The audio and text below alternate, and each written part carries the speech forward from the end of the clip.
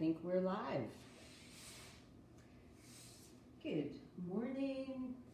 It's 7 a.m. Monday morning yoga. I'm Paula.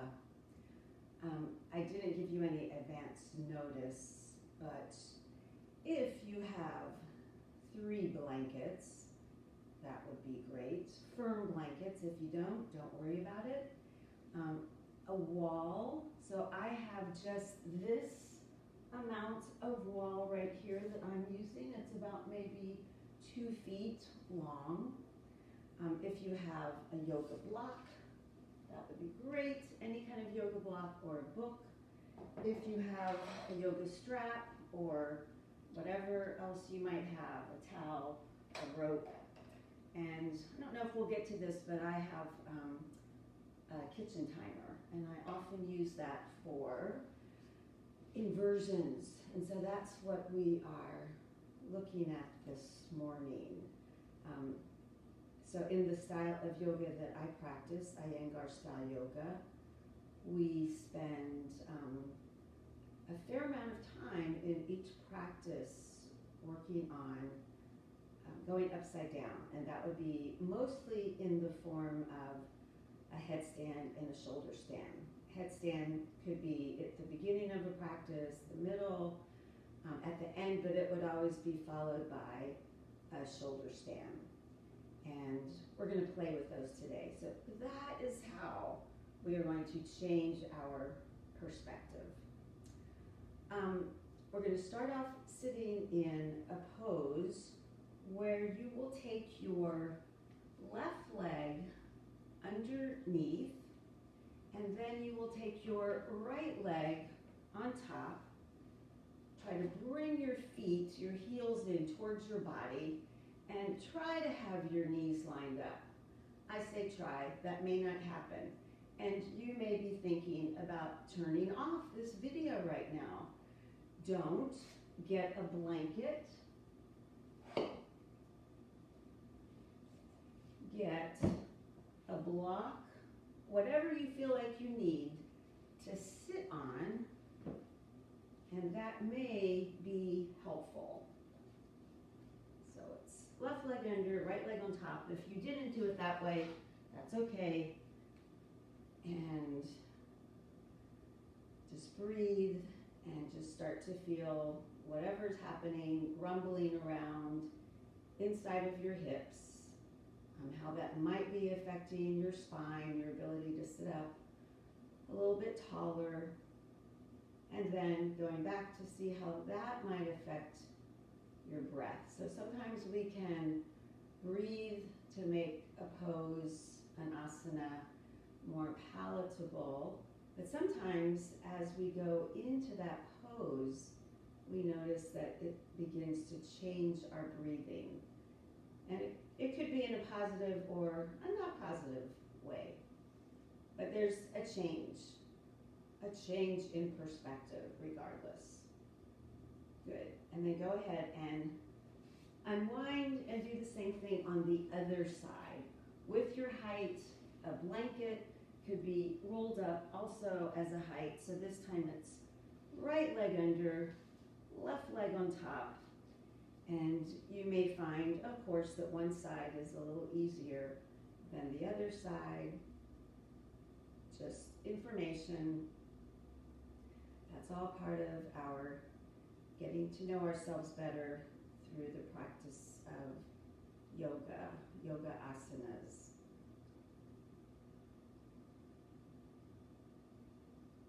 Good. And I know that you enjoyed this so much. We're going to do it once more. So go ahead and will be your right leg on top, so left leg goes underneath. And if you were using height, you could use a little less, you could use a little bit more, you could try not using any. There's really you don't get any awards for going lower, and you don't get any demerits for taking yourself higher. You just get to do what your body starts to feel comfortable with. And of course, thinking about making some progress, but that comes over time. So maybe you can feel a kind of release or maybe a holding on inside of your hips.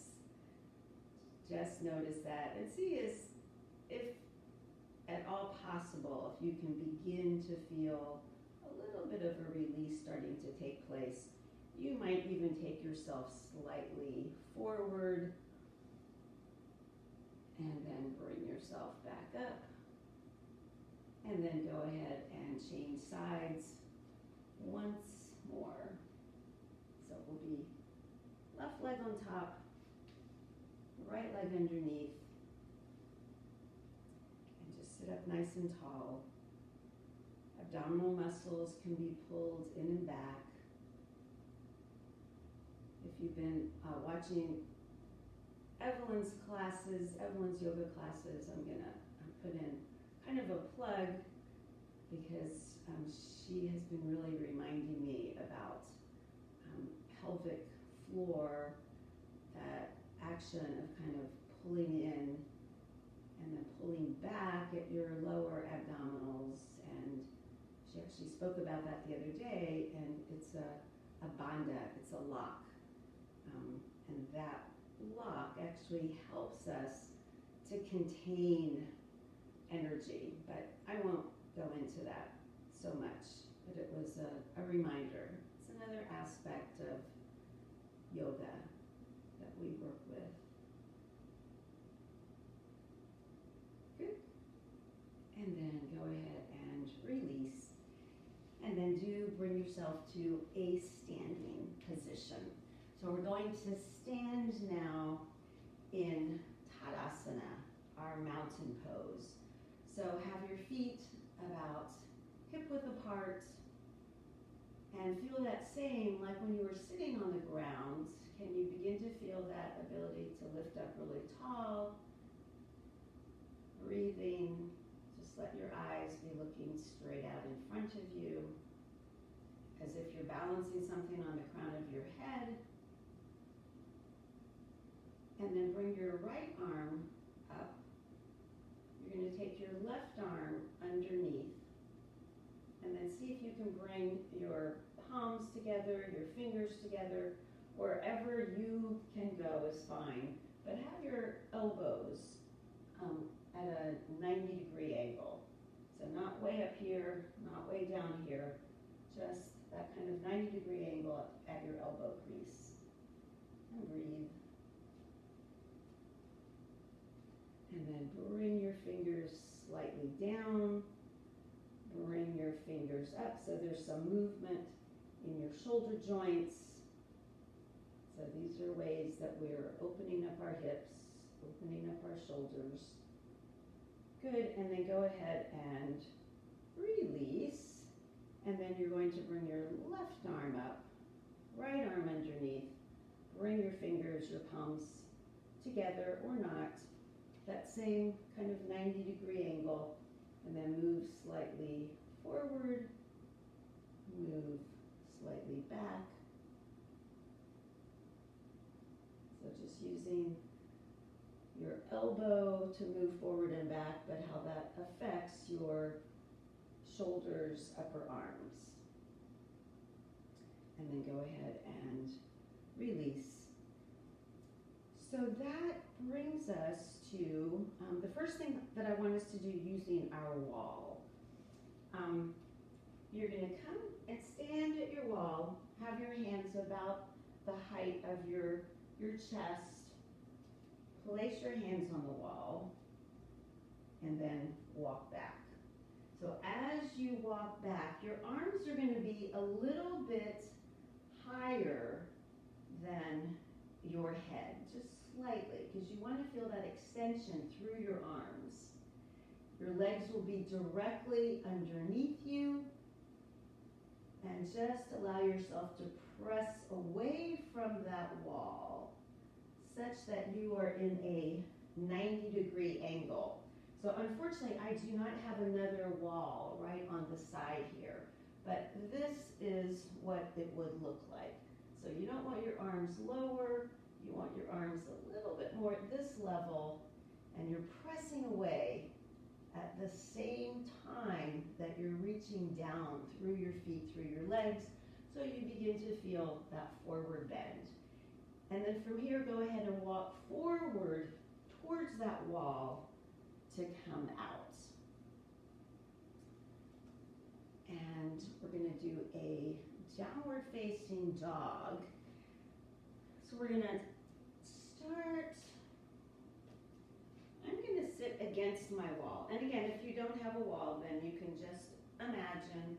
Walls can be really helpful. And the good thing is that most people have walls at home. Maybe you can't access them, but that might have you access them more. So where my heels are, I'm going to kind of place the heel of my palm. So if you wanted to, you could take a block to mark that spot.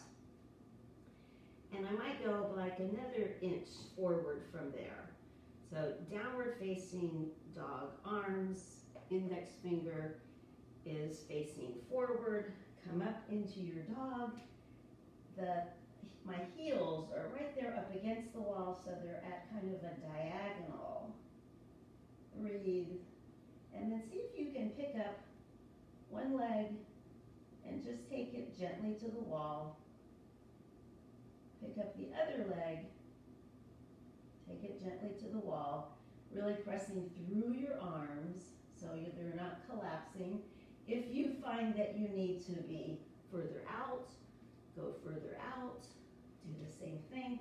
So just play with that for a minute. And you are already changing your perspective. You are upside down. So downward facing dog, it's a forward bend, but it's also an inversion. And then come to standing. And then we're going to go back to that action that we were doing at the beginning, but we're going to do it in a standing position, going into eagle pose. Go ahead and bend your knees slightly, like so. It's not a really big bend. And then from there, you're going to take your right leg and cross way up and over that left. You see if you can hook your foot back behind you. You're then going to bring your right arm up, take your left arm underneath. See if you can bring your palms together. Breathe. This is about opening hips, shoulders, maybe balance, maybe not. And then go ahead and release. And then we'll take the other side. So I did this at one point before in one of my classes, and if you would like to do this sitting down in a chair, that would be absolutely fine as well. You can still get the same actions. So you're bending. This time you're going to balance on your right, or if you're in a chair, you'll take that left leg over, you'll hook or not, and then bring your left arm up, bring your right arm underneath. So it's opposite arm and leg. And if you did the same, that's all right. And you breathe, and you feel your balance. And then go ahead and release. Beautiful. And then take a forward bend, not using the wall. And it's not about can you touch the floor. It's about how much can you get that same extension. If you're not getting this extension and you're rounding to go over, go ahead and bring your hands up on your shins. You can use a block or blocks, but sometimes when we use blocks, we head for the block instead of paying attention to what's really happening in our own body. And then go ahead and bring yourself back up. Good. So we're going to work on our first rendition of a handstand. Don't go away, don't be scared. I can do a handstand at the wall. I don't do one out in the middle of the room. I'm still aspiring to have that happen this lifetime. The way that you're going to play with this, you do need to have a wall, or if you're not at a wall, you can just do a downward facing dog and take a leg up. That would be your kind of beginning practice. But I'm going to take my feet into my wall, like so. Sit up nice and tall, and then right here at the edge of my hips, my buttocks, I'm going to kind of check that spot, see where that is, turn around, and then I call this the kind of cheat, because this is going to make it a little bit easier. Instead of placing my palm right there, I'm going to take it like maybe another inch forward. I'm going to place the other hand, go up into a downward facing dog, and then bring my right leg up and see if I can actually take my left leg off the floor. So you really have to be pressing through your arms and then pressing back into that foot that's on the wall. And then go ahead and come down. And yes, we have one more side. Take your left foot up, and it can go as high or as low as you would like, and then bring that other leg up. So this is the beginning of feeling yourself be able to balance on your arms. And then bring that leg back down, come back into your downward facing dog, bend your knees, sit back into a child's pose, feel that extension out through your arms, breathe, and bring yourself back up. Was that fun? Did that change your perspective? Not yet. Okay. We are going to work with two other standing poses just to get ourselves kind of warmed up and into our yoga practice today. Warrior number one. So I will demonstrate both ways so that you can see. I'm actually going to start with my legs out wide apart. So that means 4 feet in between my two legs. I'm going to turn that left leg in. That means I might even pivot a little bit on my back foot to get my heel to go further back towards the wall. And then as I shift my hips around towards the front, my right foot, that front foot is going to face absolutely forward. So your hips are fairly level, everything is facing forward. Go ahead and keep your back leg very straight from the top of that thigh, lifting up. And then from there, keep that back leg straight, keep your back leg straight. Bring yourself maybe into a 90-degree angle on that front leg. Arms are extended up by the sides of your ears.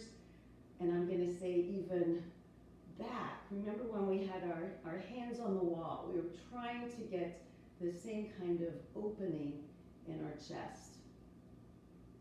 Breathe. And in the final pose, you might bring your palms together. You might look up, but you are fine to just stay right here as well. Go ahead and bring yourself back up. And then we're going to turn to take the second side. So that means that your right leg is turned in, although I'm going to turn this way now. And then that left leg is turned out. That little pivot in your back foot, turn towards your front leg. So you're really moving through your hips. That same kind of action that we were using in that pose at the beginning, sitting on our mat. Arms come up by the sides of your ears. Arms are moving back rather than going forward. And then keeping very strong, lifting up from your right kneecap all the way up through the top of that right thigh. Bring yourself into your warrior number one. Your choice. Palms can come together. You can look up. You can keep your arms by your side. Just you study your own body. Whatever your body needs to do. Whatever feels right in terms of keeping your alignment. Straighten that back leg. arms back down. Turn your feet to face forward. I would like to use our wall, since we have it here. You may want to get some blocks. You might even want to have a chair. That could also work. I'll show you what we're going to do. I'm going to just grab my chair so you can see this. So I'll be about maybe 3 or 4 inches away from the wall. So my heels are that far away. But my legs are wide apart, so 4 feet in between my 2 legs. I'm going to take myself out and over into my forward bend, which means I might be coming to here, which means I may be able to take myself to here. From this position, there's the wall. Can you walk your heels back to the wall? And then you may even be able to take yourself a little bit lower into your forward bend. I'm going to warn you, don't try to come away from the wall unless you walk your feet away from the wall first. Otherwise, you will do a face plant. And so from here, you really want to feel like somebody could be pushing the top of your thigh all the way in towards the wall. And from there, you may be able to get yourself a little bit more open and extended out and over. If I were using my chair, it would be the same thing, just so that you can feel that ability to really lengthen and extend. And now here's the important part. To come out, you want to walk your feet away from the wall. It may not be pretty. And then from there, press yourself back up to standing. Good. I hope you were successful. So continuing on with the warrior series, we're going to take warrior number 3. So warrior number 3, same arms, same thing as what we were doing at the wall, not here, but having our arms a little bit higher up. In fact, let's do that once more. So you're going to place your hands onto the wall,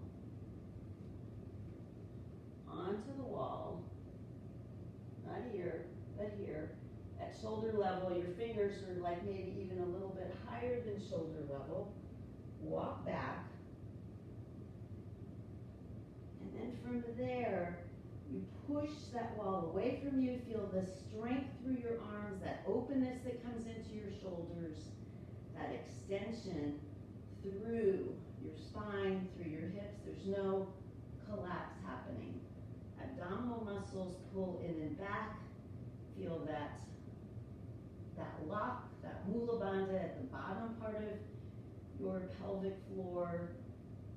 That doesn't make any sense. Don't worry about it. And then go ahead and bring yourself forward towards the wall. Walk out. I am going to start my first warrior number 3 facing this direction. You can be any direction that you want. So right leg is forward, left leg is back. Same thing, that pivot and your back foot, that ability to then turn your torso towards your front leg. In terms of alignment, I like to think about my front heel could intersect my back heel. From there, arms come up by the sides of your ears. Remember that action at the wall. We weren't here, we were here. Strong in your back leg. Arms are extended.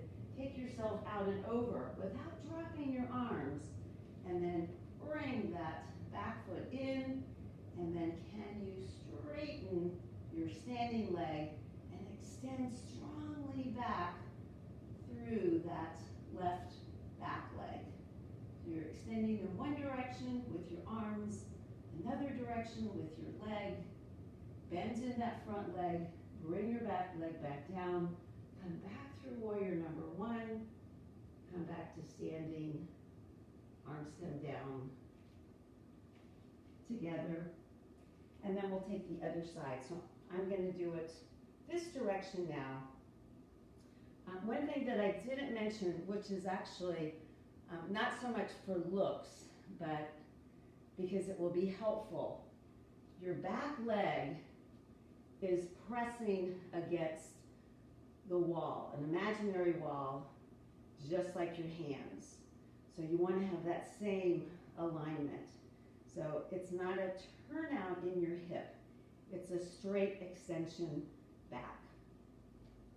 So now our right leg is turned in, our left leg is turned out. You can check that alignment. Let your hips turn towards the front. Bring your arms up by the sides of your ears. Keep your arms up and back. Warrior number one. From this warrior number one, extend. I'm extending from my hips, just like at the wall. Bring that right foot a little bit closer in. Try to keep that parallel alignment so that your right toes are pointing down. Breathe. Extend. And then bend in that front leg. Bring your back leg back down. Come back through warrior number one. Bring yourself back up. Arms come down. And you can do this Padottanasana now, imagining that you have a wall back behind you. So oftentimes people will go a little bit too far back, but the more that you can have that imaginary wall here, it actually straightens your legs, straightens your body, so that you can take yourself more up, out, and over. So either one, you can be at the wall, you can just do it on your own without the wall, but imagining that wall. And I'm up because I'm just taking a look at everyone just to see how you're doing. Looks beautiful. And then go ahead and bring yourselves back up. Good.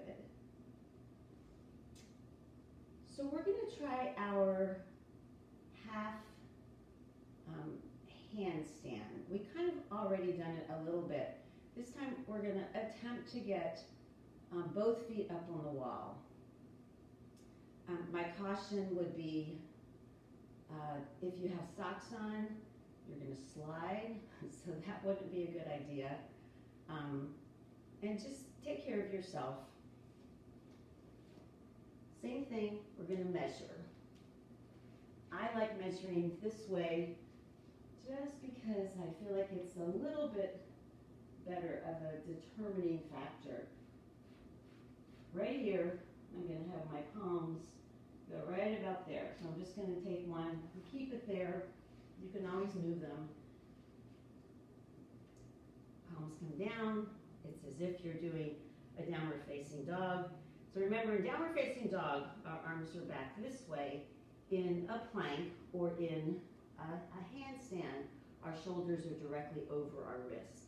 And that's all that we're trying to do, is to get that strength to come. From here, you go up, you take one leg up, you take the other leg up, and then you see if you can straighten through your legs, keep that extension through your arms. So it's really about how much you can press through your arms to keep your feet, your legs going into the wall, and then you slowly come down and you are doing your beginning of a handstand. Sometimes what's really helpful in a class, I would come around to the front of a student and use my hands or my feet to press up on your shoulders, because because that's what tends to collapse down. So if I press up here, which now it's down, that actually helps you to get your weight to go back to lift up. But it's a work in progress. Just play with it, have fun. So, headstand.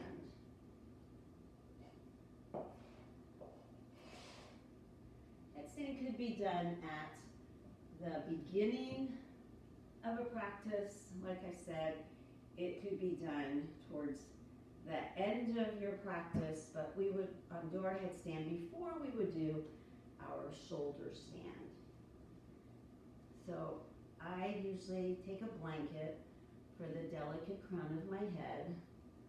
I then fold the sticky mat over. Some people just take a sticky mat and they fold it into fourths. And I'm going to show you two ways. It's an interlace of your fingers, and your elbows are about shoulder width apart, but I'm keeping my hand more open, meaning that I'm not letting my wrist collapse.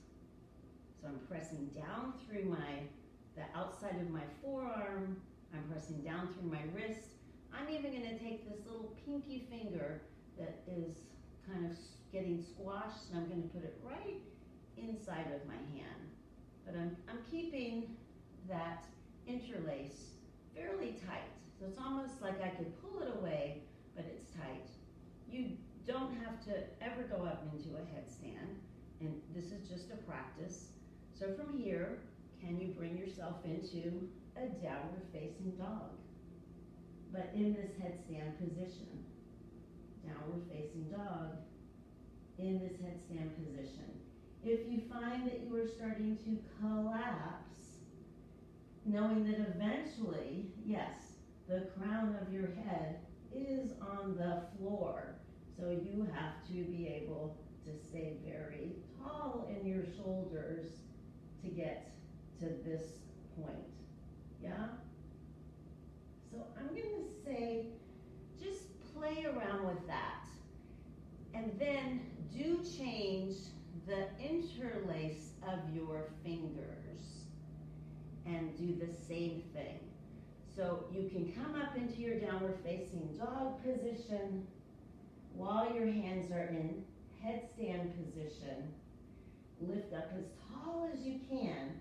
Start to walk your feet forward, and then see if you can be lifting up in your shoulders as the crown of your head maybe touches the floor.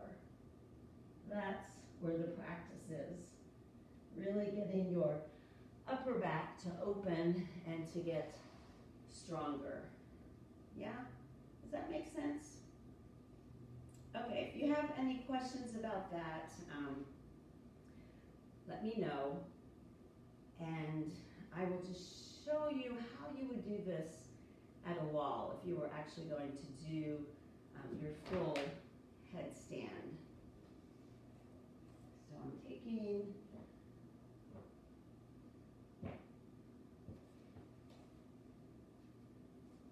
putting the mat over. I'm going to be going into this position, and I am going to take my head down to the floor. So from here, I'm very lifted up through my shoulders.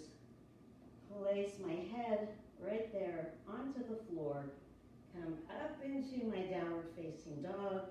Start to walk forward. And then it would be a matter of extending up through one leg. Maybe extending up through that other leg. And there you are at the wall doing your headstand. And you've got the wall right back there. If you feel like anything's going to happen, to come down, you come down the same way that you went up. Bring one leg down, bring the other leg down. Keep that lift in your shoulders. And there you are. So for anyone who does their headstand, if you're watching this after the fact, you can go into your headstand. We normally stay for about 3 to 5 minutes, sometimes up to 10. I always have my trusty timer, and these days I've been doing 5 minutes, so I put on my timer for 5 minutes. But if you go up for 30 seconds, that's Yahoo, good for you. Okay, so after our headstand, then we would be going into our shoulder stand. So shoulder stand, you need a little bit more propping, and some people do shoulder stand without any props. I'm going to show you the Iyengar way, and that's only because we stay for longer. So with shoulder stand, we might stay anywhere from 3 to 20 minutes. There's variations that you do. So you see I have a blanket. These are wool blankets that I actually got in India. So I'm going to put the blanket, they have to be really nicely folded. This is like the Princess and the Pea. You don't want to have any kind of wrinkles in it. And then I'm going to take my other blanket, and it's already nicely folded, and I just realized that my third blanket is off to the side, and it's probably not folded well, so then I can show you how that would work.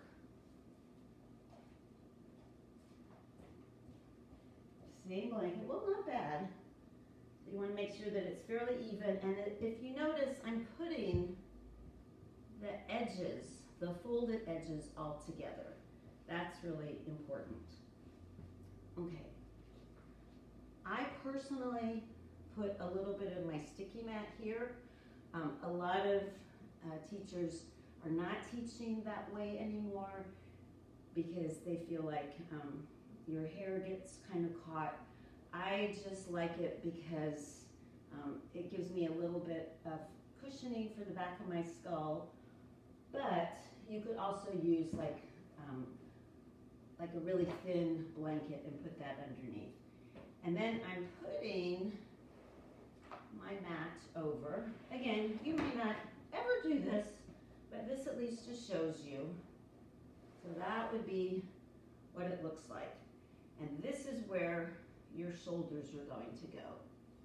Okay? I'm going to take all of that now to the wall.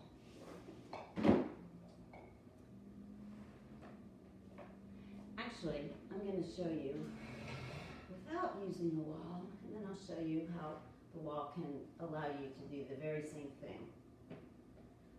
So I get into my setup. My shoulders are going to go right here at the very top of my mats. And then from there, I see if I can get my legs to go over my head. They may not touch all the way down, but I want to get all the way up onto my shoulders, which is why we use the height. I hope that this is showing up. Okay, it is. Take my hands onto my upper back, straighten and straighten, and there I am in my shoulder stand. To come down, you can let your knees bend, and you can slowly roll yourself out. So that's what it looks like, not using any support of a wall. So here we are, using the wall now. And you can do this without height, and for the purposes of this class, if right now you just want to be at the wall, you can take one side of you, your hips into the wall, staying very close to the wall, just allow your legs to go up. And this can be your shoulder stand, your faux shoulder stand. That would be fine. But I will continue to show you what you could do at a later time. Doesn't have to be right now. So I'm leaving a little bit of space in between my setup and the wall. For me, I'm going to leave about maybe 2 to 3 inches. You'll discover what you need. I'm going to come in from the side so that I can then swing my legs to the wall. And I'm going to go into that same setup. My neck and my head are off. These blankets come right there. So the tops of my shoulders are there. So here's the hard part until you get used to it is as soon as you go up, there's a tendency to move out. I want to be pressing down. So as I use the wall to help me lift up, my shoulders are going to stay right here in that same place. And you can actually just stay right here, practicing being in kind of a beginning half shoulder stand. I'm a little bit far away, but that's all right. You can practice taking one leg up, taking the other leg up. I'm moving my hands a little bit higher up onto my back, meaning towards my neck. You can take one leg up. You can see about taking the other leg up. And there you are in your shoulder stand. And if you start to feel scared, you take one leg back to the wall. And then you eventually bring yourself all the way back down. Good. You stay for a minute, gather yourself, breathe, roll over to your side, and then bring yourself back up. So I wanted to introduce those to you. These are poses that if you go to an Iyengar studio and you take an Iyengar yoga class, you will be taught shoulder stand first. And you won't even be taught a headstand until you can successfully do a shoulder stand. And successful means that you could just be at the wall. Before Shavasana, I want us to do a twist. And this twist is a little bit like the first pose that we started with. So you're going to sit on your right foot, and when you sit on it, your foot is kind of at parallel. So one of my sit bones is on my heel, the other one is kind of on my bunion, big toe area. Then you're going to take your left leg over, sit up nice and tall. If this is not a possibility, you can always not sit on your foot and just have that leg out to the side. Or maybe have a little bit of height that you sit on.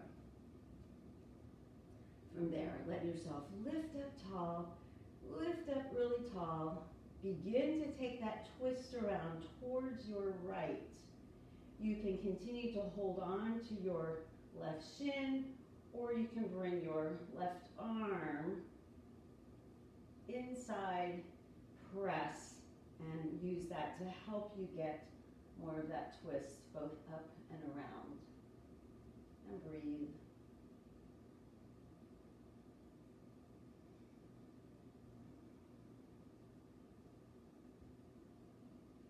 Bring yourself back to the center and then change legs. As always, I welcome any questions, comments. So if anything is not so understandable, it takes a long time, not to be discouraging, but it's just practice over and over. I'm now sitting on my left foot, right leg is over. I'm kind of sitting with my foot just like a little seat there and lifting up very tall, maybe holding on to your left shin. Take that twist around. If you want to take your right arm to the outside, you can use that to give you a little bit more leverage to get that twisting to happen. Breathe.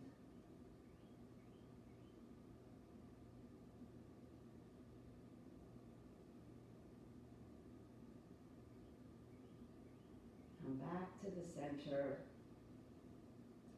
And then just take both of your legs straight out in front of you and just sit up in we call this like an even pose. It's not a twist to the right, it's not a twist to the left.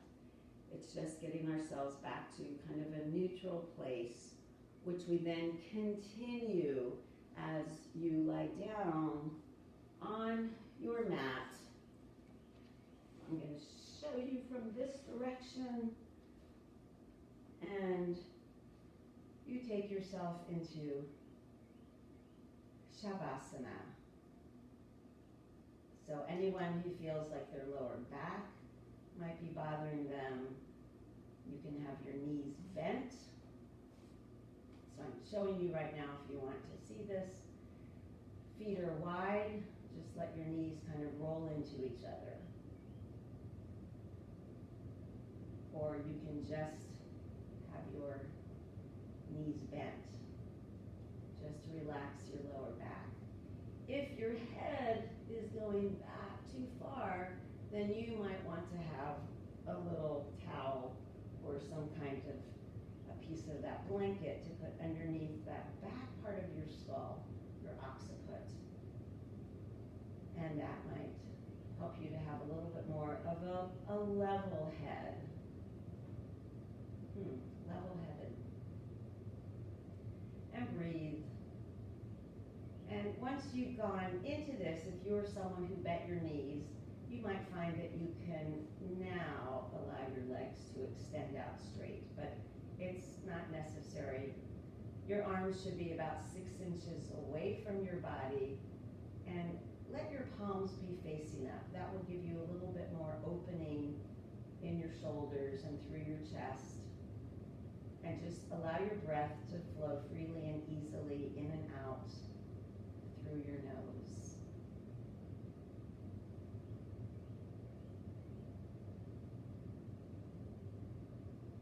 Become aware of your body, any body sensations, anything that grabs your focus, your attention. Having done some actions that may have been different for your body today, just see what comes up, what you notice. Physically, could be mentally, you could be beating up on yourself. You could be congratulating yourself. You might have had a lot of fun. Just notice whatever it is. And we'll stay here for about another minute. Just letting the breath flow freely and easily in and out through your nose.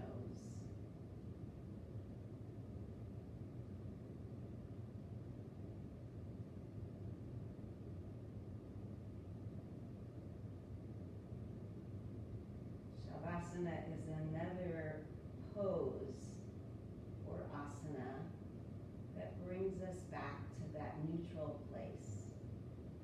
So we're not trying to do anything special right now, just to breathe and let go and try to bring our body back to neutral.